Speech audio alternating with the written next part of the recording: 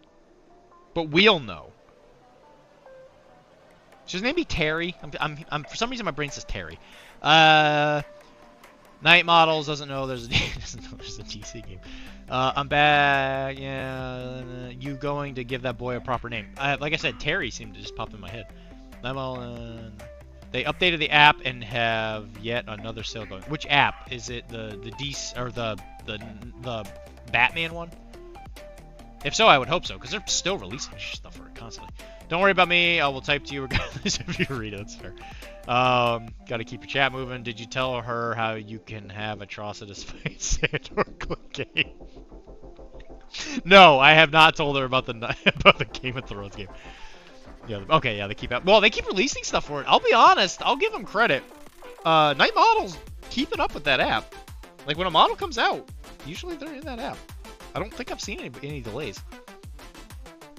Big Weld after the fat robot from the movie Robots. That's a good idea. That's a fairly okay idea. I'm not entirely sure I've seen that movie in its entirety. Was that the one? That was the one Robin Williams was in, right? He was the red robot. That was Robin Williams, right? Yeah. Okay. I've never actually seen it. I've never seen the whole thing. Well, what am I supposed to do with Big? I mean, I guess I could just call him Big Weld, right? But like, should I paint a little name tag on his chest? Oh God, Fender. Yeah, Fender. That was his name. Yeah, and he was like constantly breaking apart, right? And yeah, he was. I remember one of his famous lines was, "I know this place like the back of my hand." He looks at the back of his hand and he says, "Oh, that's new," and then he gets hit by something.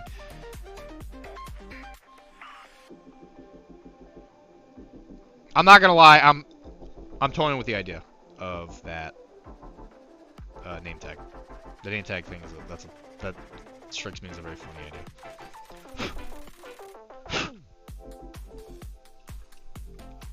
This primer is driving me nuts. Nits.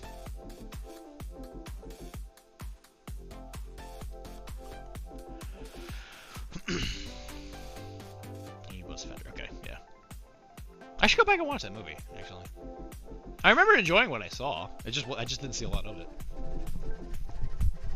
I remember there was a blue robot, a red robot. He goes to Robo City, I think it was. And I want to say the villain was like a corporation or something. Like, I remember robots in suits.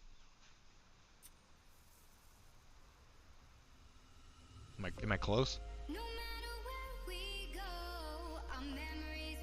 We just recently watched Newsies here, so I had never seen the government. Yeah, I gotta replace dad parts because yeah, that's right, the war. Yeah, that's right. Such a modern day problem. The main villain was that was Big Weld. Guys, thanks for coming to the chat and learning about the deep lore of like is it DreamWorks of robots. I don't think it was Disney. The government. God darn government coming in here telling us what we can and can't watch robot movies. Who was the villain? The government.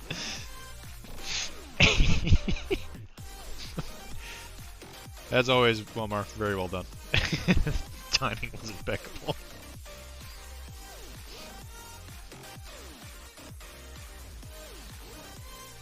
If you're not a fan of overbearing governments, make sure you go to patreon.com and support Dr.D with the digital nomad tier.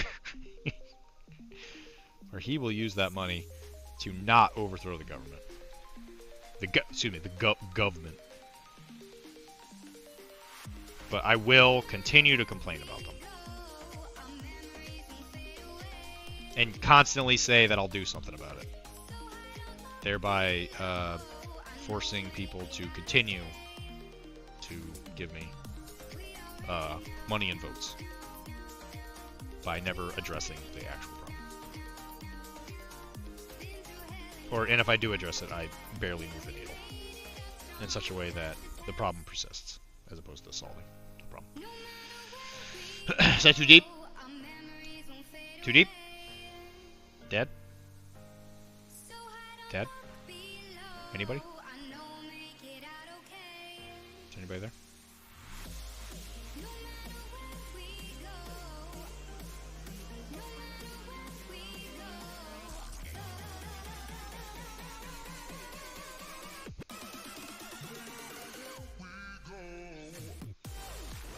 Well, why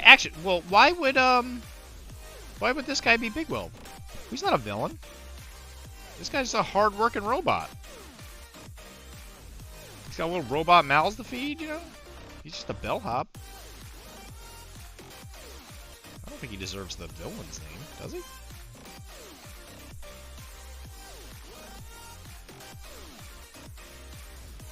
I don't know, that seems kind of judgy, right? Don't you think it's kind of sizist?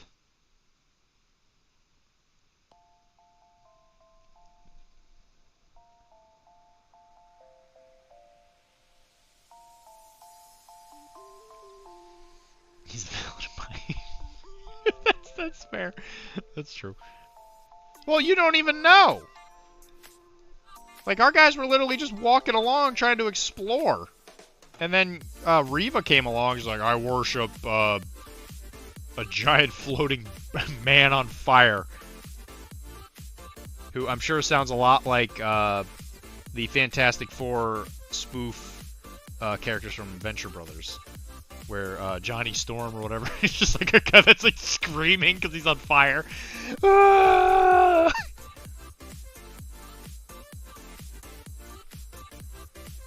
Deep pull on that one.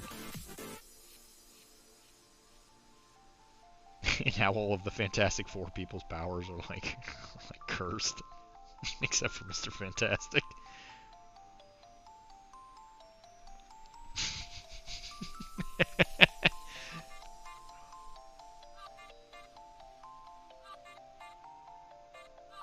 What's his name? His name was like Mr. Terrific or something like that. It wasn't Mr. Fantastic. It was definitely like a spoof though.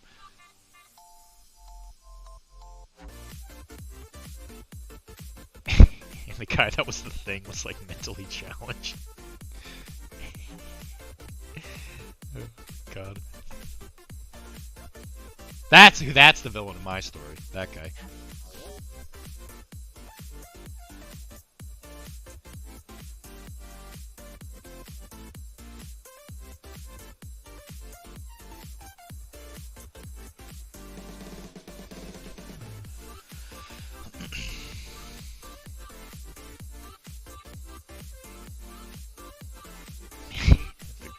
the government.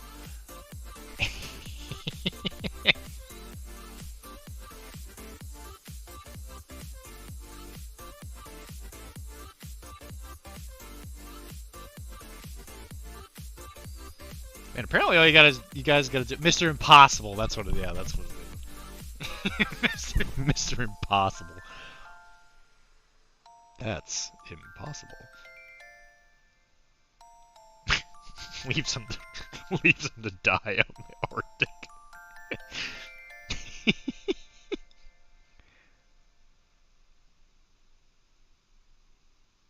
Talk about a show, man.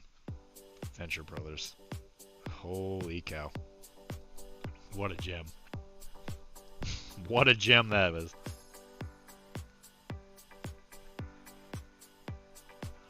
Alright, working up that old bleach bone. This is where we're going to stop after I'm done painting this. Unless there's another whip. If somebody's got another whip, then we will look at it, but...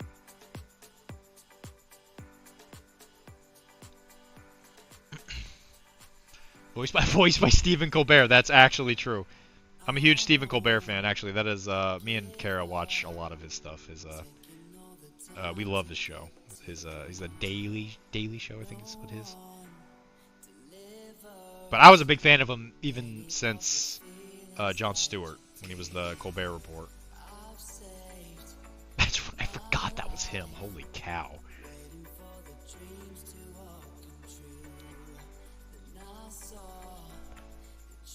Birdman, get in here. Ha ha! Ing! Not there, there!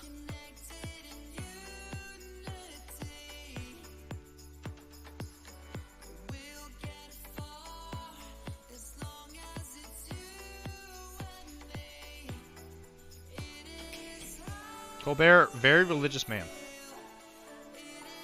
Catholic, I think? If you, no, that's fine, Rylan, don't worry. Also, Rylan, what did you think? I don't think I saw you say anything. Look at that. That looks fantastic. And you're next to whatever weird flag that is. I don't know where you went. It is amazing. Thank you. Came out really good.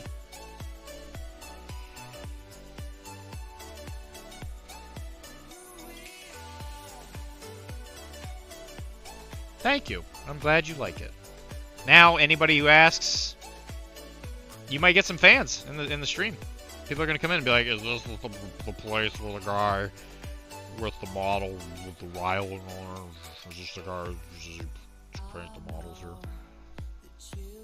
And then we welcome them by saying, "What the hell did you just say?"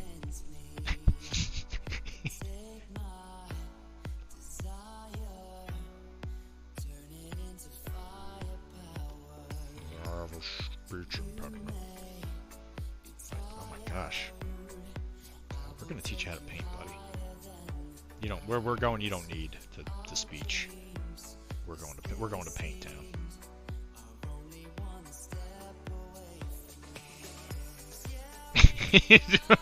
I just clicked on the Time Town or whatever we were doing. Oh my gosh, Time Town. I don't want to go to Time Town. Nah. Stupid automobile. It's fine. Time Town.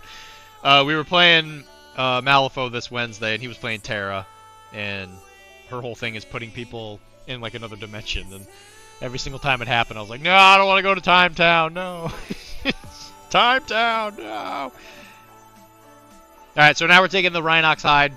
We're going back in there real watered down, very similar to how we did the black, just to bring back some of that depth. And some differentiations in the tones.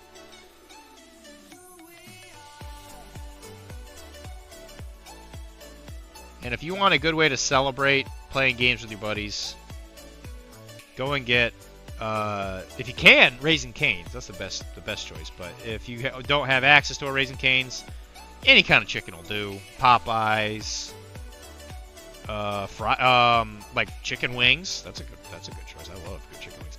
And I'll admit, when I came up here to the Northwest, I was not prepared for the price of wings, and I admit I really miss like dollar wing nights at bars. They do not do that up here. None that I've seen. So to me. And this is gonna sound like blasphemy. Free trip to Time Town. God, you completely ripped me out of my head. Buffalo Wild Wings up here. I'm just like best wing place that I can find here for the cost. Like I really like wings, but I don't want to pay $1 billion for like 10 wings. I don't want to pay $20. I don't want to pay $2 a wing. 10 wings is not enough to fill Dylan.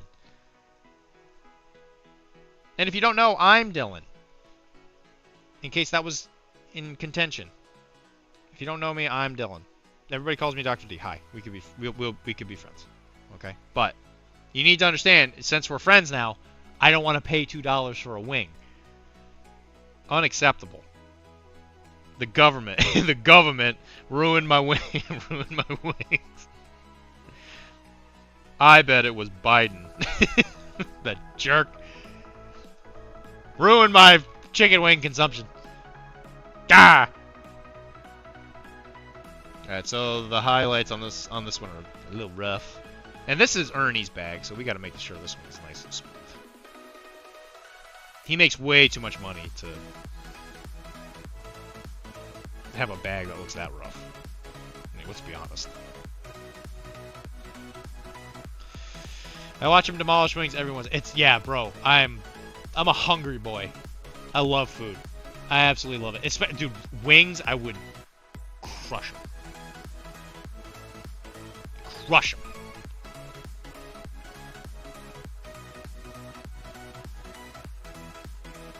So, like, I don't mind paying for a good wing. I mean, the thing is, I bet they're good. If we were to go to a place and I paid $20 a wing, you know, I bet even up here in Mass, it would be like, this wing's fine. I just don't want to pay it. You think Ernie has a solid gold luggage bag? I think he does. I don't think he would let a robot handle it.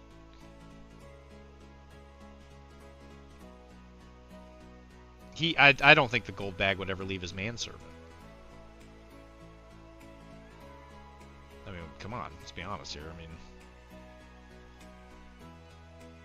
if we're just spitting hard truths, I don't think he's letting a robot touch a solid gold bag. A solid gold bag would be exceptionally heavy. I think the robot would probably be the only one that could pick it up, but he forces a regular human to pick it up. No mere mortal may behold it. Do not look at my giant, solid gold bag that weighs 600 pounds.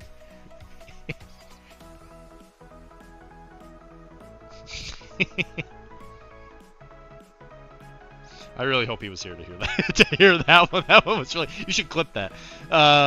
It's where he keeps his gold violin. Oh god. The thing is like, it's so funny. He's not rich, but I mean, he definitely makes more money than like a lot of us. But the fact that I have people coming up from other states to ask him how rich he is, it kills me every time. Because the joke is like, it just spreads, and it's so good. Oh my god, it's so good. Like, just like when you have an inside joke where you know the punchline, and then somebody random, someone who has no idea what's happening, just walks up and they're like, "Oh, so like, what's going on?" God, it's so funny. Oh my gosh, it's so funny. Because I think Benson came up and asked. He came up here from Louisiana. He was like, "Are you the rich guy?" And we go to his house to go to an event.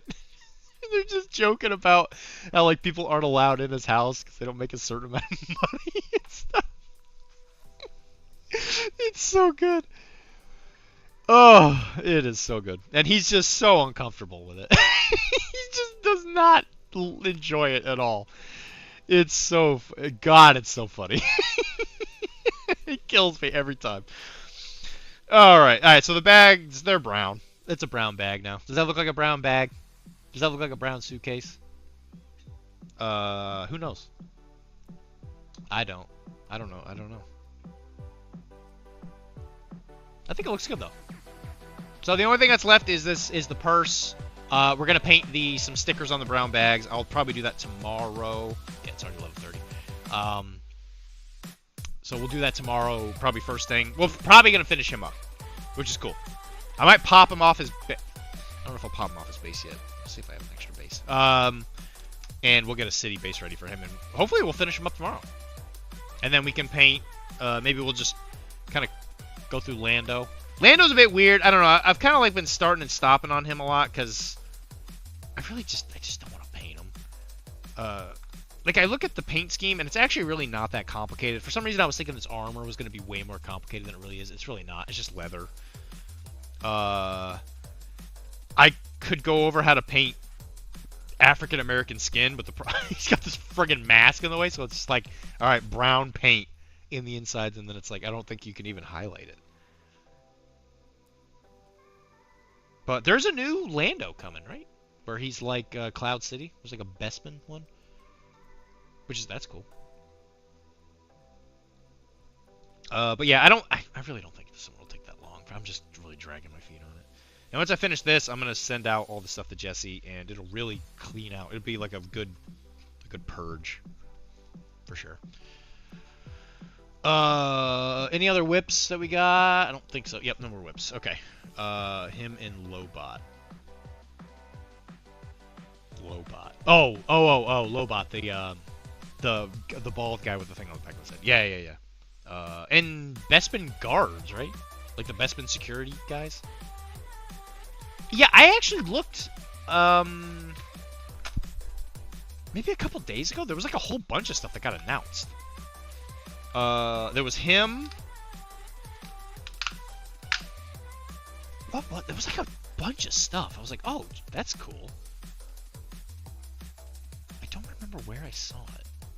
There was like another Han or something coming, right?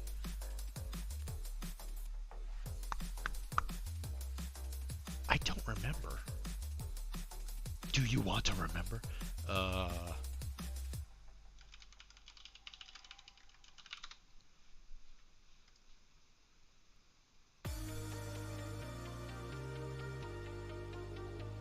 Because Rebels came out, I think. I think they just recently came out.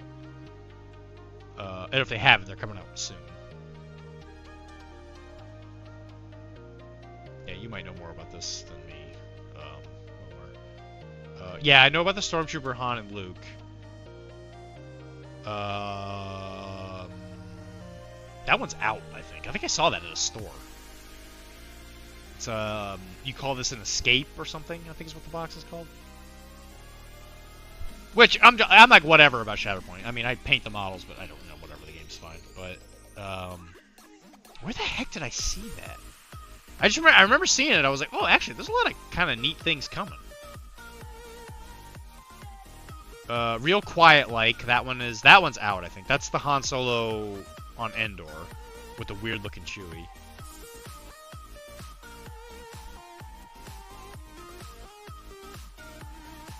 I don't know. Maybe I'm going crazy. Maybe I'm taking crazy pills. I'm taking crazy pills.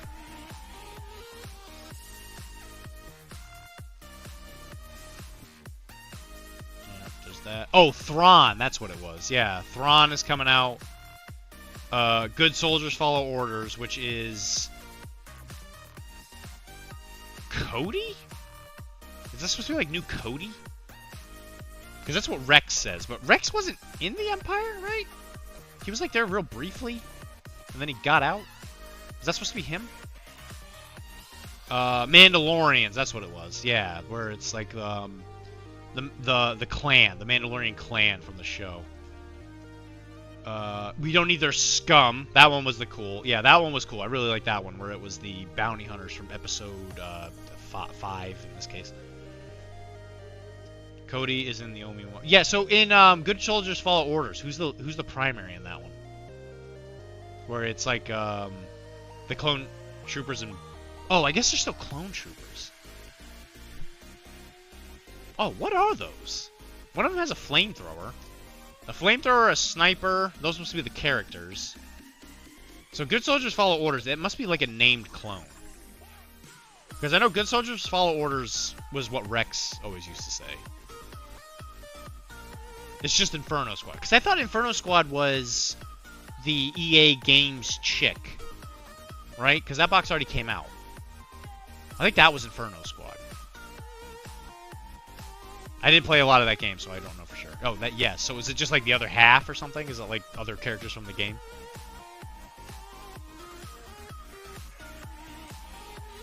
But the Mandalorian thing, that's really cool. I didn't even know they had names. But having the forge person and the guy with the heavy gun, that's pretty cool. Oh, and maximum firepower, right? Which was the guy that attacked Hoth. I can't remember his name, but yep, the Lando. The Lando box looks good. The Lando model looks really good. The other three look fine. They look okay, but the Lando specifically looks really good. His art is really good too. And then some other stuff that supposedly is in the future is Kit Fisto Kit Fisto, his apprentice that died in Clone Wars, I think, is coming. I forget his name. He's the one that dies. Like, I think he dies at the end of that episode. They're gonna make a model for him. Great. Imperial so Commander Eden Versio was specifically Special Forces. Okay, so she wasn't Inferno Squad. Veers, yeah, Veers was the guy from Hoth, right? The Mandos are cool. That's a pretty cool include. I'm surprised they did that. Okay, so Inferno Squad and the EA Empire people are different. Okay, because they're still in clone armor, right? Which I guess makes sense. Yeah, Han and Chewie, Kanan Jarrus and Zet. Yeah, those are from the show. Yeah, Chopper. Chopper's in the game.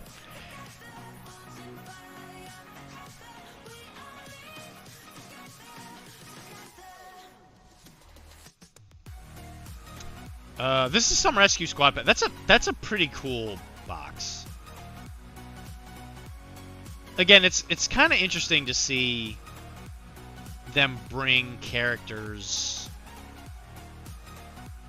like that, like, because like in MCP they say that, where it's just like, oh yeah, a specific model is supposed to be like a time shot of them in wherever they were when that character was being, you know, in the book or whatever. But then it's like in Shatterpoint, it's like they have a snapshot of the character every like 20 minutes from the movies.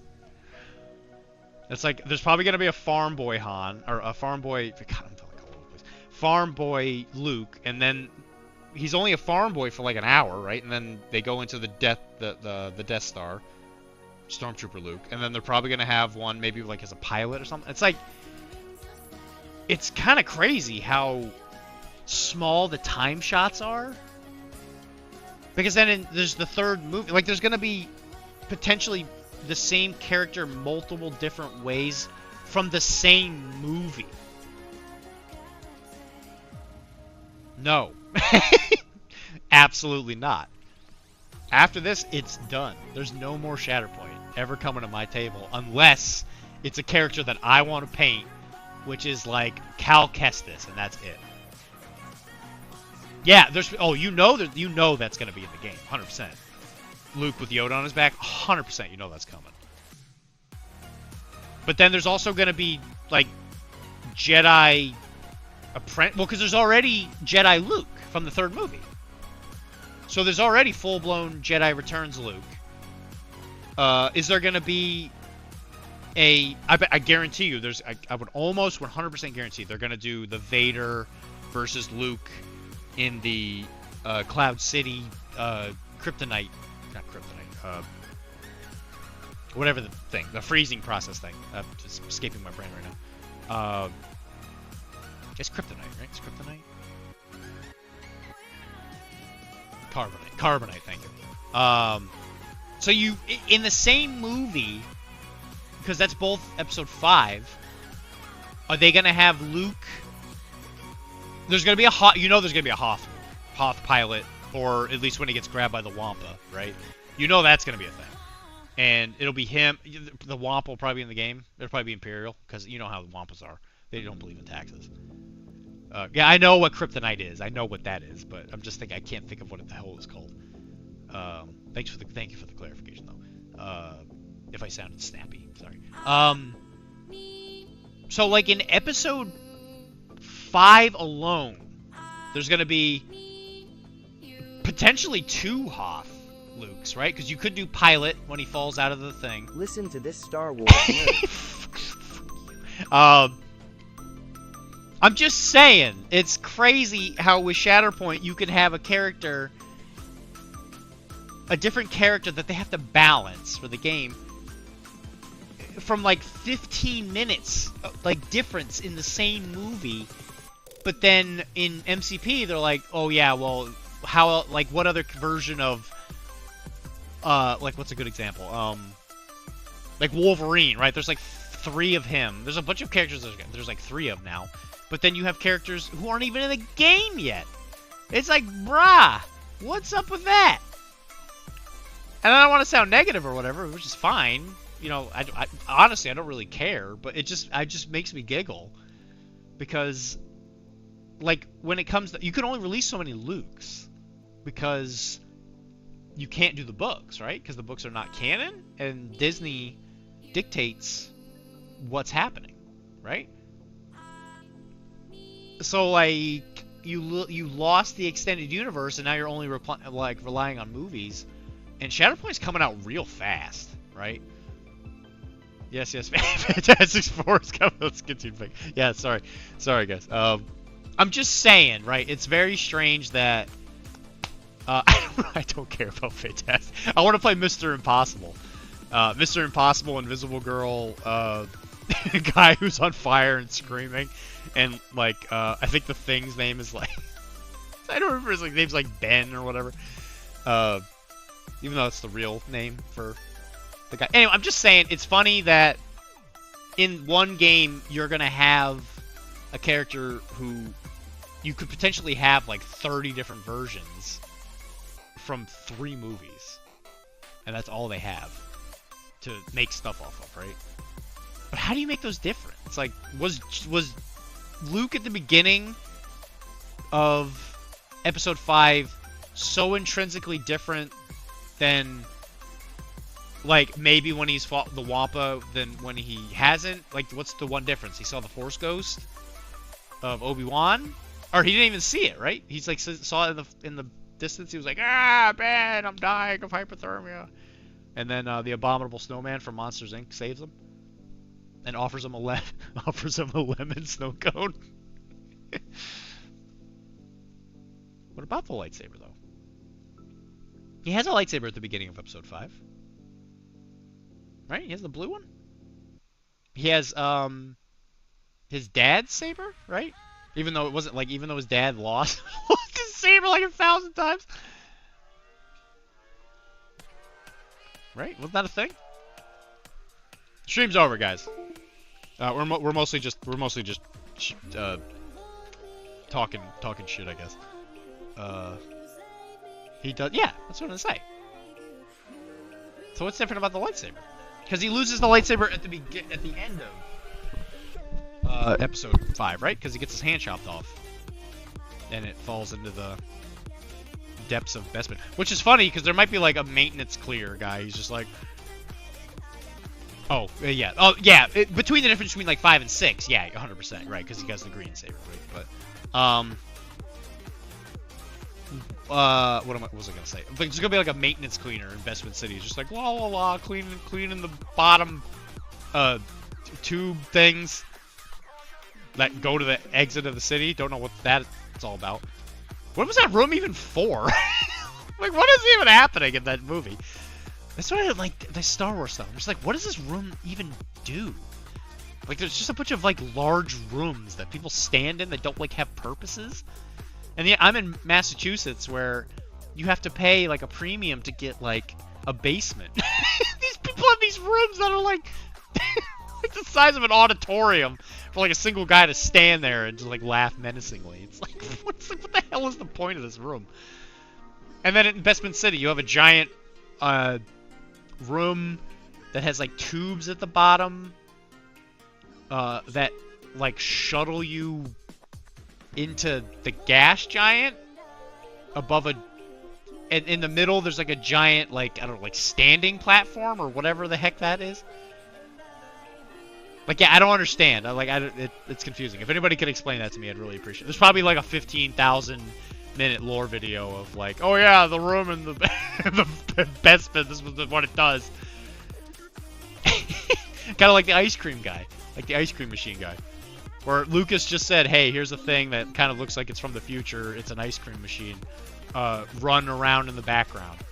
And it'll look like you're stealing, like running, like saving something or something while the Imperials. But then they're like, well, we gotta make some extended lore for this guy. You know, there's a Mr. Ice Cream Machine, man. Gotta make sure you get that. It's just like, what? Can't a room just be like a room? Like, does it have to have like a deeper purpose? But it still makes it stupid. Anyway, that's the point I'm getting to. Star Wars is not my favorite IP because of weird things like that. And it's not its fault. I just think it's hilarious. It's weird that I remember all this, because I watched those movies like crazy. I watched 1 through 6 thousands of times, because there was nothing else to listen to. Episode 7, 8, and 9, saw each one once. No thank you. Don't want to go back. No thank you. And you know eventually they're going to make characters from the new movies, right? Because I think they already added that as an era. Like the age of... the age of something, right? I think it's already in the game. I'm just rambling. Now, you know, nobody's even talking to me. I don't even know what you guys could say. Can you save me from myself? Because if Jesse was here, he would laugh at the fact that I am not a Star Wars fan, but I know more about Star Wars than most Star Wars fans. Nope. Nobody can help me. It's the eternal conundrum. Oh, you know what? Let's take some hot takes. Here we go. Guys, I keep seeing this out of the corner of my eye. Let's talk about this. This is the Namor card from MCP. Anybody want to say anything about this?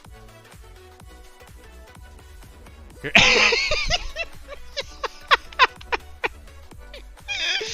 You see, you didn't get me in bed fast enough, and now my dementia's setting in. Here we go. He's on a 40 mil base. I think a 40 mil. It's a 40 or 50, right? He's on a medium. He's on a medium. He's on a medium base. Whatever that means. Hear that? It's a well balanced. It is a. Yeah, he's great. Admittedly, there are definitely like he's got downsides. I won't say that he doesn't. But some of the arguments online, it's kind of crazy. And I know everybody wants to be a doomsayer, right? Where they're like, the game is dead, or a power creep. But like Namor, no, I didn't get my sleepy drink. Because I was too busy painting. I was staring at this light. These paint lights keep me awake. That's why I'm so riled up. Because I've been staring at paint lights all night. I should go make my sleepy drink. You know what? I'm gonna go get the tea starting to boil. And I'm gonna come back and talk about this card. So if you want a hot take on what I think about Namor, you stick around. And I gotta be careful what I say, because AMG is very important to PCM. But I am gonna give my hot take on that card. And I have been wrong about some of my takes. I'm not always right. And I'm willing to accept that, because I'm bad at the game. Like I am at a lot of things. Can I help you, Chunk?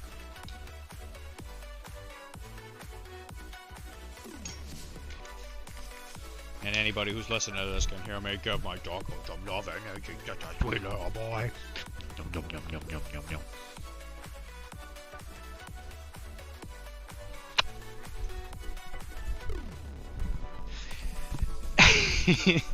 Wilmar saying, here we go. That's another highlight of the night. Alright, here we go. Just until midnight for your after dark hot take. Yeah. You know what? That's true. This stream is in a different time zone now or something. I think that's how that works, right?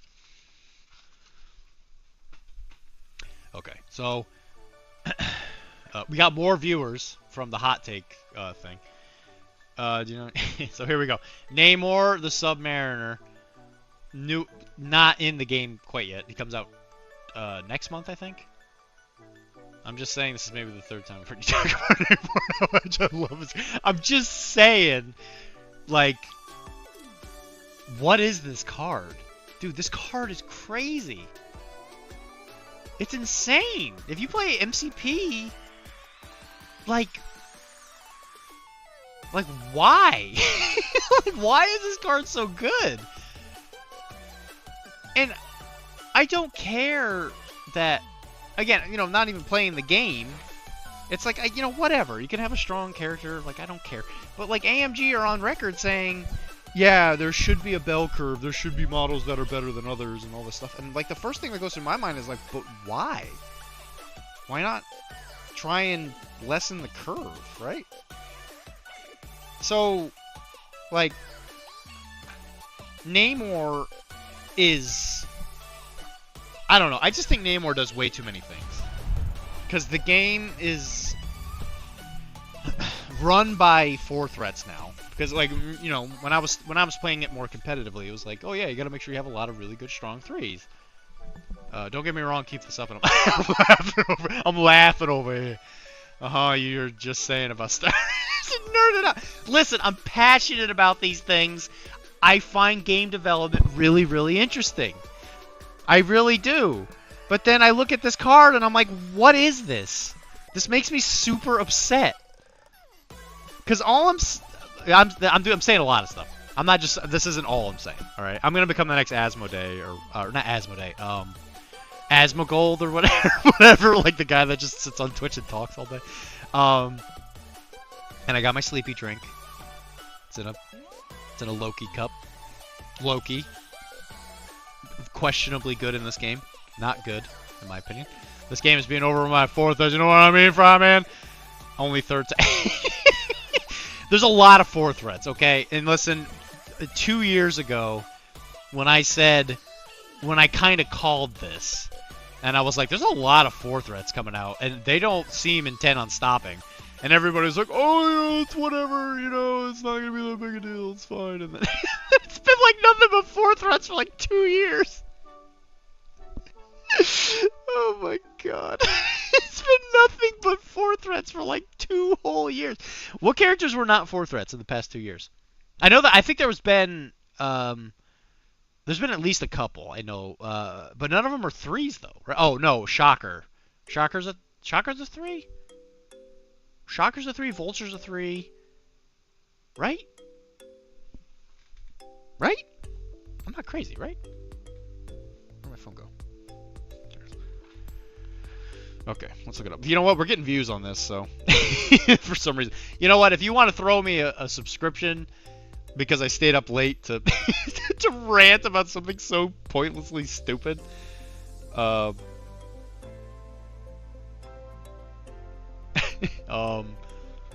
Kitty Pride. Oh, Kitty Pride was a 3 threat. That's right. I thought Nightcrawler was is Nightcrawler a 3? Is he really? I thought he was a 4.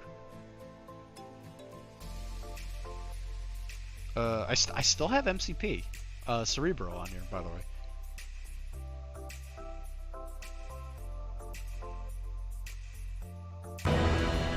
Jeez. Get the subscription. Oh God. The memes. Hold on. Oh, I gotta keep track of my demographics. Hold on, I got another sub.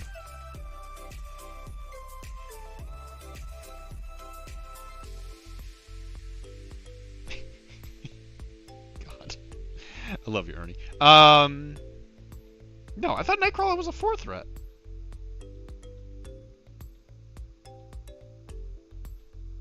Yeah, Nightcrawler is a 4 threat.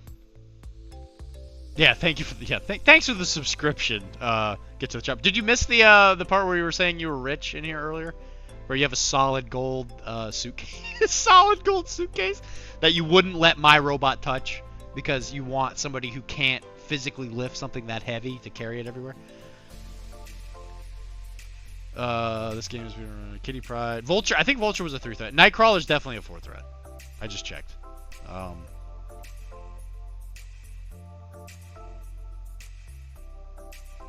What was I thinking? I'm pretty sure Vulture was a 3 threat. Yeah, Vulture's a 3 threat. So, solid gold. But I know the violin. I hadn't even got to the violin yet. Hello, 82nd Legion. We're just sitting here. You know what? The stream was a painting stream. We're just talking rules now. We're having a silly old time. Why would I have a robot that I would have you to take care of the bags at a depth game? That's true. That's very, very true. I'll just carry around your solid gold suitcase. 82nd Legion, it's good to have you here, buddy. We were just thinking, you're probably you're a Prime gamer. Good. We were just talking about like the past 2 years of oh my god. The past 2 years of MCP. Yeah, we're doing some late night hot takes. Has been dominated by 4 threats. almost exclusively. Darn close, right? So, in the past 2 years, what models have come out that haven't been 4 threats? Kitty Pryde, Vulture, Shocker. Those were all fairly recent. I don't remember if Immortal Hulk was included in the 2. I think he's been included in like the past 2 years. CGR was a 6, or I think CGR was a 6. I think that's it that I can think of immediately. And Apocalypse is probably gonna be like an 8, right? Probably. Yeah, it was real big here for a while, but it's definitely kind of cooled down. There's a real big community for it up in New Hampshire. It's a great game. That's the thing, is I'll never tell anybody the game's not good. I think the game is great. It just has growing pains, I think. Yeah, I figured by the name. Yeah, Legion. Legion up here is... There's definitely like a little scattered community of it for it. I'm glad to see Legion survived the Star Wars game purge that Asmodee did, though. Yeah, that poor X-Wing and Armada. But I mean, anybody that didn't see that coming... Yeah, you were using the blinders. That was, I don't know. That was definitely that was the vibe I was getting. Anyway, let's talk about so like Namor. Yeah, I bet it did. I don't know. Like it sucks, but like in some ways, like I'm gonna put my optimism glasses on. Here we go, putting them on. I'm kind of glad that they just told you, as opposed to doing the GW thing where they just kind of leave you in the dark for like 20 years. And then all of a sudden, like after 21 years of them just pretending you didn't exist, be like, oh yeah, we've always loved X-Wing and Legion. You know, we've been making stuff. We love that game. Now we're going to redo it and it's going to be a different scale. And you can't use the same kind of glue. But man, we love that game. It's so good. We've been huge fans of it for the past 2 decades, where we literally haven't said a single thing about it. Yeah, that's what I'm saying. They really, and I'm kind of, I wouldn't be happy per se, but I would be like, well, at least they told me. Where they're like, hey, we're not making stuff for your thing anymore. Yeah, that sucks. Same. Glad we are no longer... Yeah, exactly. Right. Yeah, and I've heard a lot of mixed things about 2.5. This is the... Yeah, Battlefleet Gothic. It's coming. It's right around the corner. Yeah. And that's exactly the vibe I get. Where they just ignore... Like, GW is famous for it, right? For just like, yeah, it's coming out soon. Or, yeah, it'll be right around the corner. Or whatever. And then they're just like... Like, the Chaos Space Marines getting an extra wound thing back in 9th or whatever. It took them like 2 years to do it because they could just faffed around for 2 years. It's just like, bruh, what are you doing? You can't just act like, and then they just errata it. Just be like, yeah, you know, whatever, everything in the book's got 2 wounds. Yeah, it's cool. And they just left him in the dark for like 2 years. They're just like, yeah, remember that thing we said? That's so funny. Oh, yeah, anyway, screw you. 200 ships over 3. I mean, the thing is like, I love the concept of Armada. It's such a... I love the slow, cumbersome doofusness of like how the big boats move. You're just like that's such a cool idea. X-Wing I played when it first came out, very little, and it just, I don't know, I have a problem with dogfighting games. My brain just had a lot of trouble with it. I flew off the map so many times. Armada was a great game. It was great. It was super thematic. The models were cool. I think capital ships are great. Honestly, the one part of Star Wars I legitimately really do enjoy is the capital ships. I really love the navies. And the fighters are fine, whatever. Like X-Wing just didn't tickle me like capital ships did, just because I like bigger ships in space, I guess. I don't know, it's hard for me to say, but X-Wing I was like, it's fine, whatever. Glad it exists, not for me. Armada, love the concept of it. Starter boxes were like ridiculously expensive. I distinctively remember that. I agree. That was the one thing that I wish they had done more of. 82nd Legion is I really wish there was more Clone Wars stuff. It really felt like, because there was definitely a lot of Clone Wars capital ships that just did not get released. Even from like the cartoon, like they didn't do the ship killer that Grievous was flying in, like I think it was like the second season or whatever it was. There was a lot they could have done in Clone Wars specifically. And then of course you could do a lot of scum, right? Scum stuff. Yeah, there's only the 2 waves, right? Because there was the starter box, and then there was like a Corvette box, right? And then, well, because they also had the, I want to say Imperator. Is that what it was? The Venerator, right? The Venerator. It stinks. There's like a lot of ship. Like they never released the Trade Federation donut ship, right? Yeah, the Venator. Yeah, Venator. I love the Venator. Absolutely love it. The style of it is great. Star Destroyer, but just red. Yeah, right? It's like, why didn't they... Like, how much effort would it have taken to just kind of release a couple more things and be like, okay, here's some of the, like, real surface level stuff. In the Invisible Hand was that Dooku's ship? Or not Dooku, that was, what the heck is it? Grievous. That was Grievous's ship, right? I forget the name of his ship. Whatever. Point I'm getting to, it's a shame. Yeah, it was Grievous's ship, right? Yeah, they didn't want to invest in it. I agree. And I think that AMG wanted the license to get Shatterpoint, right? And maybe they didn't expect to get those other games. I don't know. Obviously, I'm not a contract lawyer or whatever, but they clearly really wanted to make Shatterpoint. And was Fantasy Flight doing anything with Star Wars? The model games, like past that point? Like, did they have plans? Like, obviously, we'll never know, but I'd be kind of curious. Like, did they just stop making stuff because, like, Fantasy Flight also didn't want to do anything with it? Like, everybody was just kind of like, yeah, okay, this game exists. So, yeah, I know, and so, like, that was the impression I was getting, right? They seem to still be trying to release stuff for it. Now, I guess the question to me is, in a weird way, this might be cool. Like, this might be a good thing for X-Wing and Armada, right? Because now, I mean, especially with, like, the way 3D printing and stuff is now, you can have, like, a community-driven rule set, where you like Battlefield Gothic, right? Where they're like, yeah, we're gonna, like, make more stuff on our own, and then, you know, yeah, the communities will take off, 100%. And in a weird way, like, it's kind of like a mercy where AMG was like, hey, go ahead and, like, do whatever you want, right? Because we don't care. Make your game better.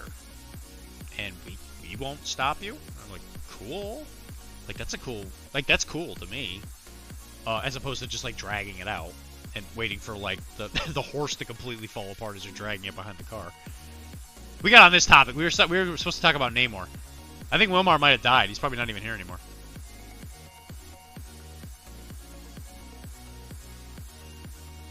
But yeah, I agree. I think AMG, in a lot of ways, I think AMG did the right thing. Where if they weren't going to do anything with it, congratulations, Dizzy. Have you been listening to me rant about this stupid stuff? I feel like I've been fair.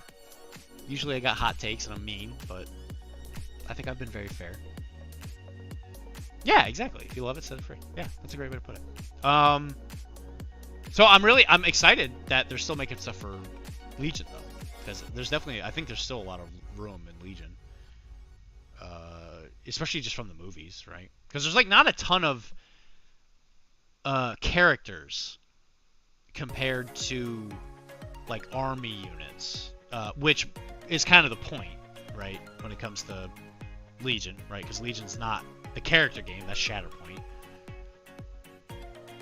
There are definitely some characters, and obviously that seems to be what they're adding more of. Like Ahsoka came out, Ventress,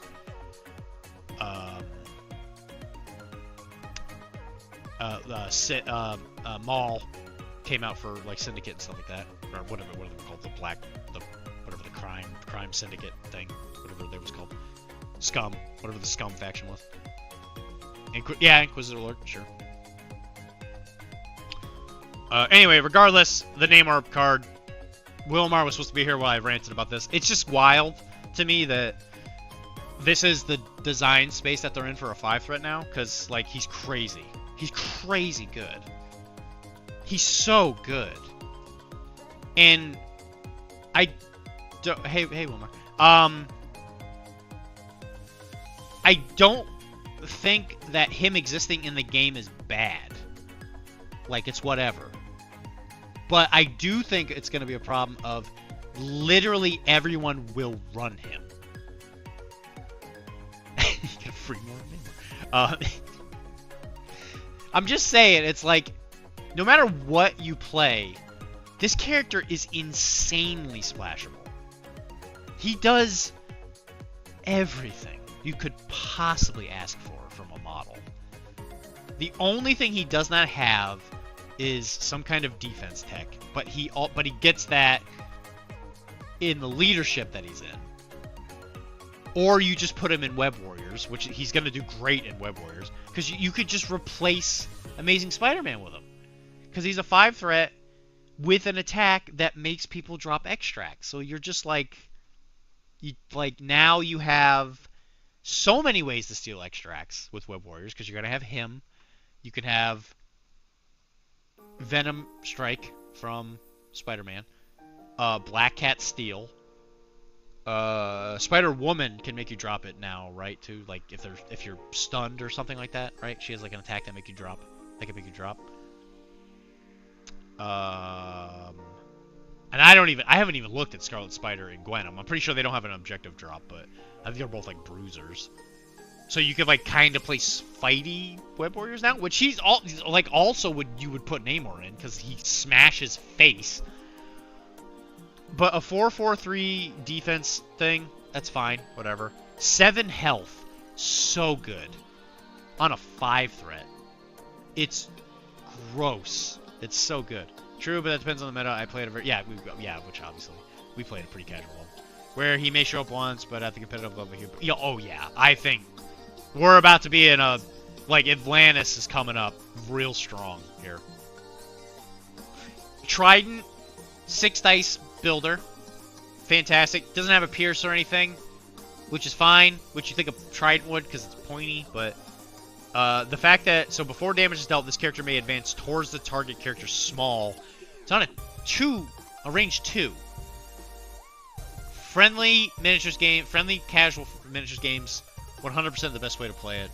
The biggest issue is that people say they're friendly and competitive, and then they bring their tournament lists, so literally everything they go to, completely defeating the purpose. Something I've noticed, which I hate. Which I talked about in the narrative episode with Timmy in Arachne. If anybody's curious about that kind of stuff. Like, I love narrative gaming. I'm a huge narrative gamer. I will bring characters who are bad because it fits a story more than it would if it would help me win. But then I play Infinity, which is like completely the opposite. Regardless. Whole nother discussion. Trident. So the cool thing about his Trident attack is like you do the stab and you can advance towards him. That means, because in MCP, there's this wild thing where you can just walk through people, and when it says walk towards, it doesn't mean you stop when you get to them. You get to keep going. And it's messed me up in other games where I was playing Malifaux, I think, and I don't remember what it was. I was playing something, and I literally had to stop and look at him and be like, hey, listen, MCP has ruined me because of the fact that I don't know if this says you move towards me.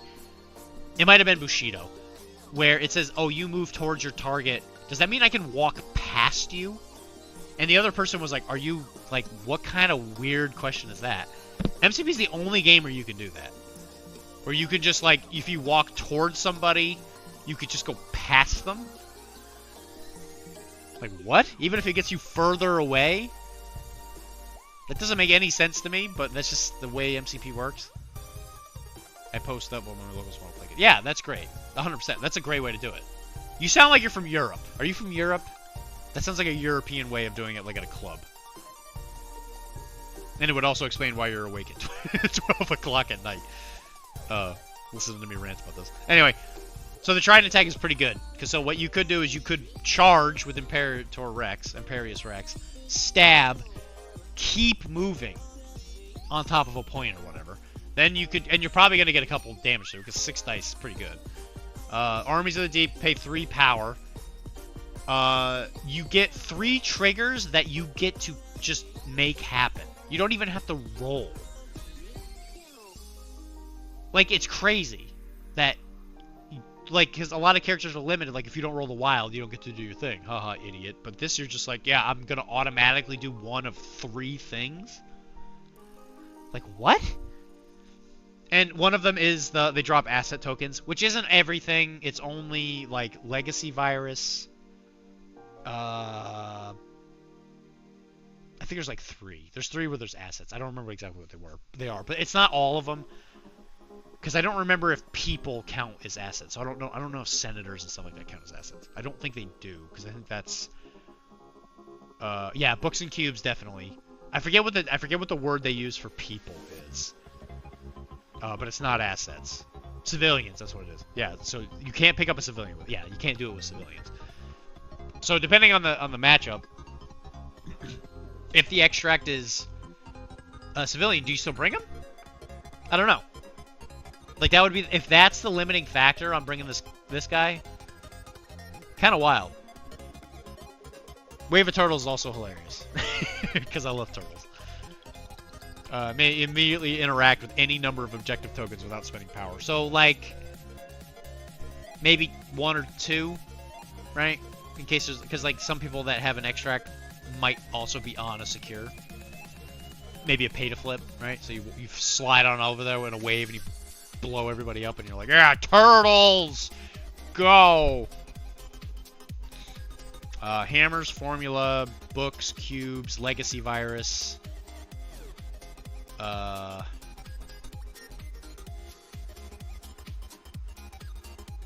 Vaults secure.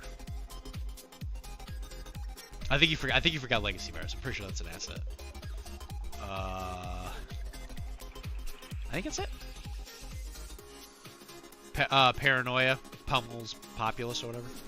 Is that an asset? I guess it is an asset. I guess that is. Yeah, I guess that is an asset. It's most of them, right? The only ones it would be easier to list the ones that aren't. It would be like Spider Infected, Scrolls, Senator.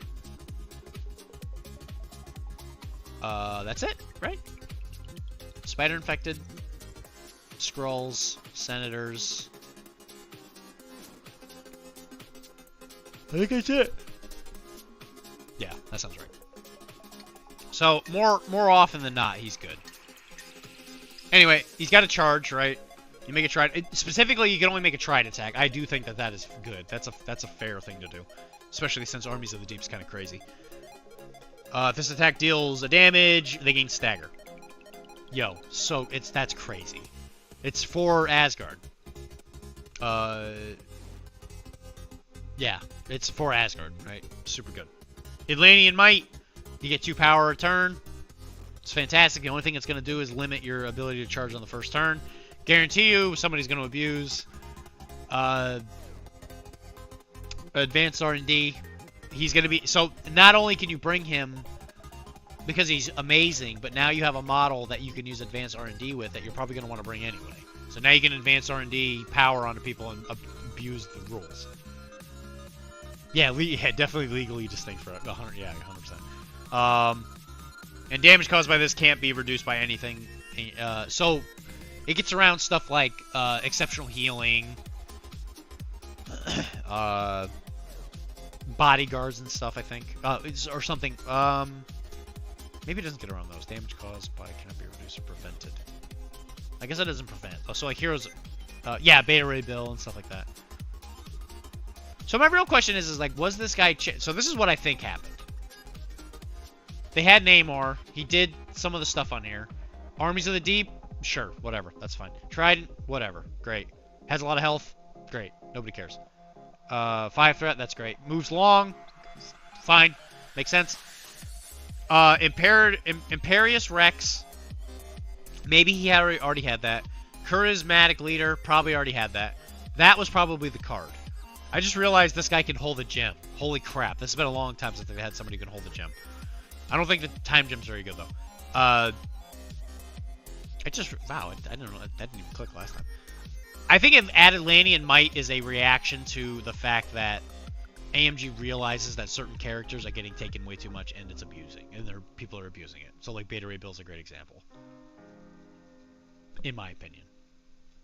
I would not be surprised if that was not there before, and then somewhere in playtesting they were like, "Oh, hey, Beta Ray Bill's a problem," or whatever, or you know, certain characters are always getting taken. We should have a counter to them. I think that's what happened with Claw, honestly.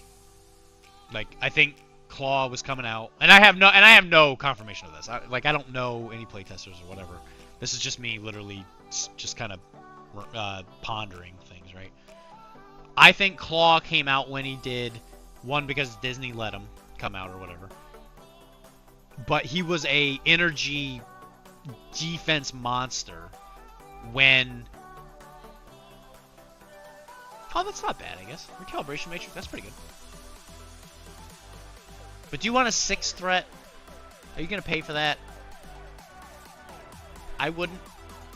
He's already 5, it's already expensive enough. But, I mean, honestly, like, you're getting a lot for 5. He should be a 6 threat. Base, in my opinion. In my opinion. Because he's definitely better than 6. I think he's better than every 6 in the game right now. Well, maybe not CGR, but... I mean, I would, because I don't know how to play. That's fair. So, Wilmar, as somebody who's casual, and me, right? I'm not really competitive anymore, but would you take this Namor before you take Hulk? Out of curiosity. He's less threat. Do you think he is as good as...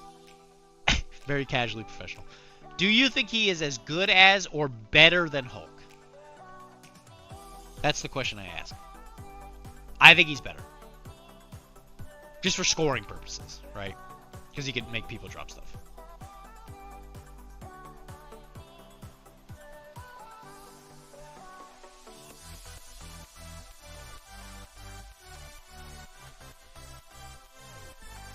And I would pose that question to everybody, right? Like, do you think he's worth it? I think he's crazy. I think he's a crazy deal for 5 threat. I think he's absolutely nuts. And I've been wrong about characters before. I thought Rhino was terrible when he first came out, because I thought his gore attack was not good. Admittedly, what I wanted out of Rhino, he was very bad at it. But he's very good because he has a tactics card that is not shackled to a affiliation, which I think is wild. Absolutely bonkers, in my opinion.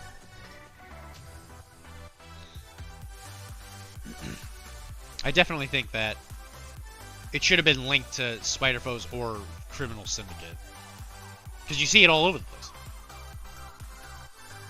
Hulk still works the game, but Namor with a long move and having models drop, it's very good. I don't know. I just think he's better than a lot of 6 threats. But we'll see. We will see. I could be very wrong. Namor might be trash. Trash tier. I don't think he is. I look at that card, I'm like, look at them abs. Those chiseled abs. And again, everything I've said, I have no basis in, like, actual background knowledge of any kind. I'm not privy to anything. But I do believe that the non-preventable damage thing is probably a reaction to the way the game is right now. Yeah, he's clearly very bad. Namor needs this is a robbery card. I'm just saying, like, if you're not playing Spider-Foes, would you bring Rhino if he didn't have this as a robbery? That's the question I have. I would say no. I guarantee you most people would be like, no, I would not bring Rhino if he did not have one of the best tactics cards in the game. And every time, I agree. I think Rhino's, he's funny with his movement shenanigans, right? But his, like, what am I trying to say? Ugh. I'm just ranting. I don't know. I would, well, you would, of course, right? Because he's fun, right? I agree. Yeah, the card is, I think, the actual reason most competitive players bring Rhino if they're not playing Spider-Foes, right? I don't think you'd see him splashed. I think you'd see him in every single Spider-Foe roster for sure. But I don't think he'd be splashed. Like he might, and he would be in Criminal Syndicates for sure. He's amazing in Criminal Syndicate, especially now with the card. But there's definitely been games where I played MCP where I walked up, we had a fight, and every time I picked something up, it was stolen by either a Black Cat or Rhino. And all my damage was getting prevented by people who have some kind of damage prevention. And also, mission objective, where you hit somebody and then, it gets passed on to whoever. And then I would lose, like, turn 3. Because even with me taking characters out, it didn't matter, because I couldn't get the objective. I couldn't get it out of their hands. Like you said earlier, that card not being the tightest Spider-Foe is the one bit that pushes. Yeah, I agree. I think that card should have been shackled to something. And I'm kind of surprised it hasn't become restricted, honestly. Like, I felt the same way about Mystique. Like, I think it's wild that Deception isn't tied to Brotherhood. Or Criminals, or Cabal, or whatever. I'm just kind of shocked. Because it was clearly too good for what it was. I still think it's very, very good. The question is do you bring it with the... Because now it's restricted, right? I would unrestrict it, shackle it to an affiliation. That's what I would do. But they didn't ask me. And they never will. And that's okay.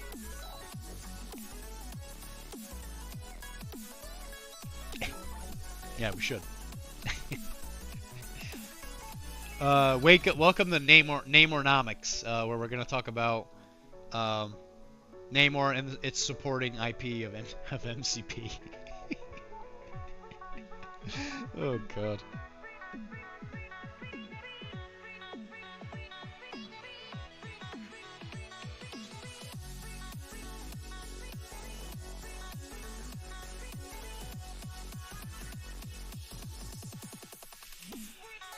Okay, well.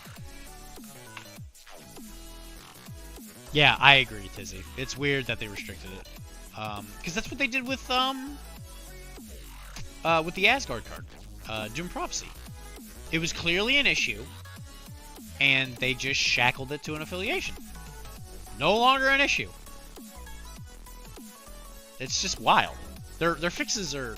And I get they're a company, and they're trying to make everybody happy. I get it. I'm not mad at anybody. Like, I understand. As somebody who has a business where there's some of my patients, I help fix them, but I don't like them. I hate to tell you. Like, some people are just kind of a pain in the butt. And you can't make everybody happy, and that's fine.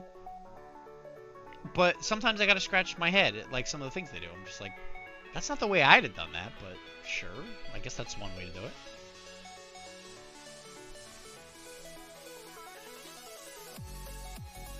Because, like, I'm not even sure people bring Brotherhood all that much anymore.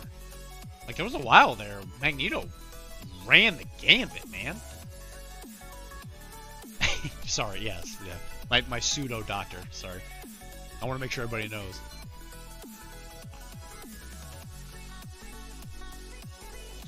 I don't know. That's kind of where I'm at. He's fine. I just really think, yes, I remember the quote, or I remember the funny part where I practice pseudo-scientific facts or whatever. I remember the gist of it.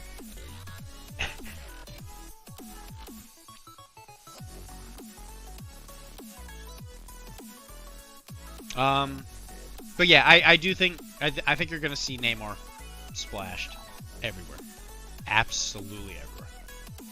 I don't think anybody will be immune to this 5 threat. CGR was the same way. When he first came out, way too good. Saw him literally everywhere. People got tired of it, and it seems like AMG has been like letting certain things like slip through the cracks maybe a little bit more. Again, not maliciously, obviously, but like CGR was like way too good. I forget who like Malekith was obviously way too good. At least they fixed it. I'll give them credit where it's due. They did fix it. I think it took them too long. And Malekith took a couple swings, which is fine, whatever. I know that they're trying to make it so like, yeah, if you really like Malekith, you can keep using him, whatever, but he's just too good. And I think that's amicable. I think it's really cool that they did that. But yeah. Anyway, that's the end of the stream, guys. I'm not gonna rant about anything anymore. If you want to support me, Digital Nomad on the Patreon, please. Any bits and all that stuff while I'm on here directly helps me out. I love that. And we should be here later today because it's past midnight for me. So Monday, 7:30. Maybe earlier this week because I'm not working. I'm taking myself a little vacation. It's gonna be fun, but I gotta do some stuff for future work. So we'll see. But I will be here tomorrow, 7:30, probably to 10:30, something like that. I'm probably gonna publish Calamity Jack episode 2. So if you listen to Arachne, episode 2 of Calamity Jack should be coming out here momentarily. And then I'm probably gonna go to bed. Probably cry. Probably get in the shower, have a good cry for a good 20 minutes. You know how it is. You get it. Yeah, you get it. So I hope you guys, I really appreciate you guys hanging out with me. I appreciate everybody that gave me bits, the couple subs that we got. I love you guys. It really makes this worth it. I really enjoy the streaming. And we will keep going tomorrow.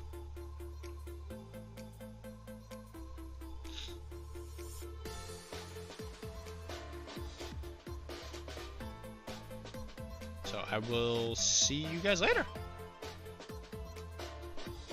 Don't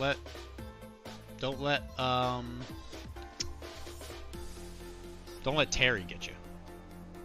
Keep it popping. Don't let Terry get you. He's gonna get you. Dar! Hold on a second. Let's see if I can do this and make it look cool. He's gonna get you. Gonna get you. Terry's gonna get you.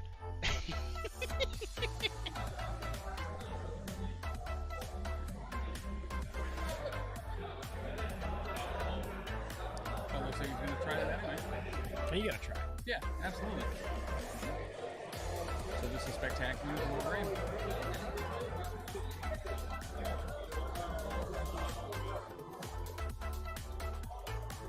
Showing 2. So that is Star-Lord and Groot being big and dumb about it, but getting a lot more attack and defense. It's a great card.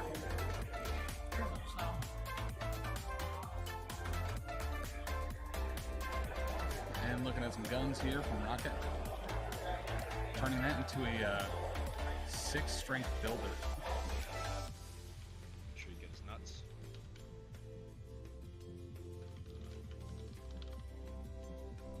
When you look at the model, his nuts should definitely be right there, right in your face. Tizzy, I hate to say it, but I think Magneto's